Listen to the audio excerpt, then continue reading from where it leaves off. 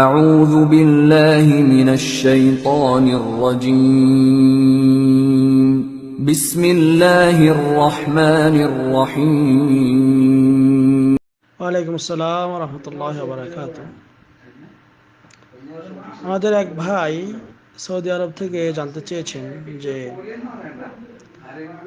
দিন তারিখ সময় নির্ধারণ না করে যদি মৃত ব্যক্তির পক্ষ থেকে কোনো সদকা করা হয় বা কোনো পশু জবাই করা হয় সেটা কি জায়েজ আছে কিনা।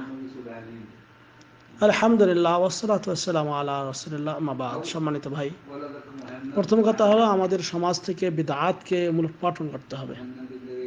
আমাদের সমাজে এই বিদআতটি এমনভাবে ঢুকে গেছে মানুষের রন্ধে রন্ধে যে কেউ মারা গেলে 3 দিন বা 5 দিন 7 দিন 40 বছর কি 10 দিনই, তো এই যে সময়কে নির্ধারণ করে কিছু তারা খাবার ইত্যাদি যা কিছু তৈরি করে লোকজনকে ডেকে এগুলি খাওয়াই দেয়। অনেকে বলে ফতেয়া, অনেকে বিভিন্ন নামে এটাকে করে থাকেন। এটা সম্পূর্ণ বিদআত। এই বিদআত থেকে আপনাকে আমাকে বেরিয়ে আসতে হবে। এখন কথা হলো কেন বেরিয়ে আসতে হবে? যে আল্লাহ নবী সাল্লাল্লাহু আলাইহি ওয়াসাল্লামের সাহাবায়ে কিরাম জারির ইবনে আব্দুল্লাহ আল বাজালি রাদিয়াল্লাহু তাআলা আনহু তিনি বলছেন যে কুন্না নাউদ্দুল ইজতিমা ইলা আহলিল মাইয়িত ওয়া সানাআতিত তুআম বা'দা আদ-দাফন মিন আন-নিয়াহা, যে আমাদের জামানায় সাহাবায়ে কিরামের জামানায় তারা মৃত ব্যক্তির বাড়িতে এরকম জমা হয়ে এবং তারা খানা তৈরি করে, দাফন করার পর খানা ইত্যাদি তৈরি করে মানুষদেরকে ডেকে খাওয়ানো, এইগুলিকে আমরা আমাদের জামানায় নিয়াহা, নিয়াহা মানে এটাও বিলাপ করার একটা মাধ্যম, এটাও একটা বিলাপ করা।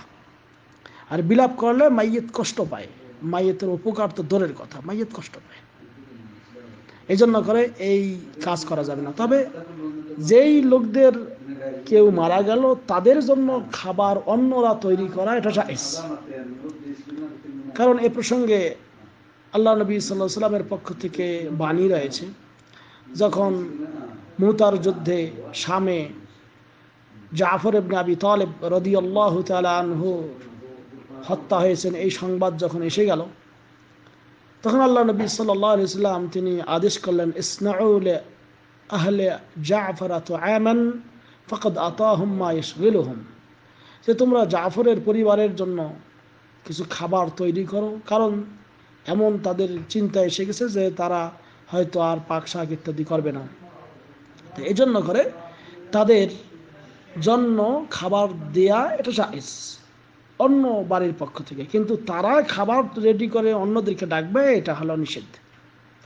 তবে মৃত ব্যক্তির পক্ষ থেকে কেউ যদি সাদকা করে, শেখ বিন বাজ রাহিমাহুল্লাহ তিনি এ বিষয়ে বলেছেন যে আম্মা মান যাবাহা যাবিহা লিআজলি সাদাকা বিহা عن الميت على الفقراء والمساكين فلا حرج في ذلك لكن لا تكون في وقت مخصوص। বলতেছেন শেখ বিন বাজ রাহিমাহুল্লাহ যে কেউ যদি মৃত ব্যক্তির পক্ষ থেকে কোনো একটা সদকা করে অথবা কোনো একটা পশু জবাই করে এবং ফকির মিসকিন গরিব মানুষদেরকে এটা বন্টন করে দেয়, এবং সেটা যদি লা তাকুনু ফি ওয়াক্তিন মাখসুস, কোনো নির্দিষ্ট সময় না করে, ওয়ালা ইয়াজমাউ লাহা আহাদ, এবং এখানে লোকজনকে একত্রিত না করে, বাল তুজবাহ ওয়া তুওয়াজ্জা, বরং এটা জবাই করে এটা বন্টন করে দেবে ফকির মিসকিন গরিব মানুষদেরকে, এটাই উত্তম। তারপরে যদি কেউ খানা খাওয়ায়, যদি নির্দিষ্ট সময় না হয়, নির্দিষ্ট দিনে যে অমুক দিনে মারা গেছে এই দিনে, বা অমুক সপ্তাহে মারা গেছে এই সপ্তাহে, বা 40 দিনে 10 দিনে বছর কিতে এরকম যদি না হয়, তাহলে যদি যে কোনো দিন, যদি এমনকি যদি কোনো টাকা পয়সাও দেয় আও ইতআম তুআম, অথবা যদি খানা খাওয়ায় অথবা কাপড় চোপড় ক্রয় করে দেয় যে কোনো দিন, অথবা তার পক্ষ থেকে যদি এরকম একটা সদকা করে তাহলে এটা জায়েজ। কেন? এই বিষয়ে নবী করিম সাল্লাল্লাহু আলাইহি ওয়াসাল্লামের কাছে এক ব্যক্তি এসে প্রশ্ন করলেন যে আমার মা তিনি মারা গিয়েছেন।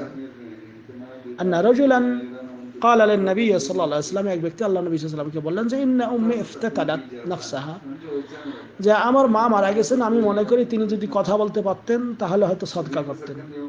ফাহাল লাহা আজরুন ইন তাসাদদাকতু আনহা, আমি যদি তার পক্ষ থেকে সদকা করি, দান করি, তাহলে কি এটাতে তিনি সওয়াব পাবেন? ক্বালা নাআম, আল্লাহর নবী বললেন হ্যাঁ, সওয়াব পাবেন। এই জন্য এই হাদিস থেকে প্রমাণিত, যেটা ইমাম শাওকানি সহ সবাই বলেছেন, যে কেউ যদি মৃত ব্যক্তির পক্ষ থেকে দান খয়রাত ইত্যাদি করে তাহলে সেটা পৌঁছে যায়। যদি হয় যে এই দান এটা একটা সদকা হিসাবে এই কোরবানি বা পশু জবাই করে, সেটাও এটা কি জায়েজ রয়েছে। আশা করি ক্লিয়ার হয়েছে। ওয়াহাজা আল্লাহ হাজা হুয়া আসওয়াব, আল্লাহ আলাম বিসওয়াব, হাজা হুয়া আরিফ, আল্লাহ আলাম বিসওয়াব। এটাই আমি জানি, আল্লাহ ভালো জানেন।